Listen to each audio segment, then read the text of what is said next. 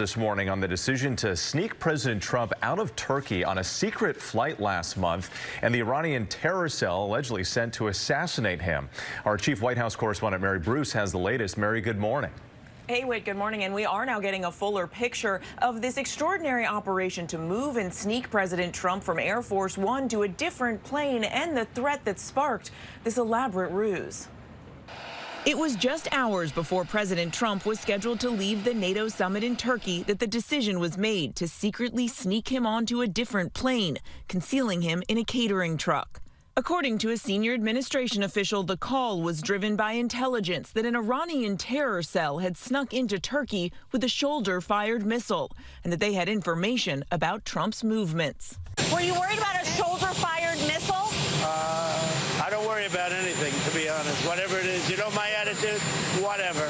The ruse shrouded in secrecy, with only a handful of top aides aware of what was happening, including Secretary of State Marco Rubio and Treasury Secretary Scott Bessent, along with Communications Director Stephen Chung, who all rode on the old Air Force One, sequestered in the front cabin of the plane, away from the rest of the staff and the press, who were unaware that the president wasn't actually on board and that they were effectively acting as a decoy. The plane carrying Trump was escorted by F-35 fighter jets, standard protocol for Air Force One.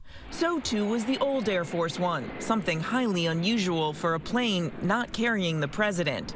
Trump dismissing concerns about the threat posed to those who remained aboard the plane he was supposed to be on. Actually, the plane that I flew on was at greater risk.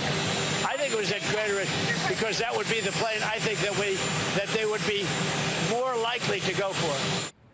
Now, the president has said he was just doing what the military and Secret Service told him to do. Ask what Trump thought of all this subterfuge. A top aide says he loved it.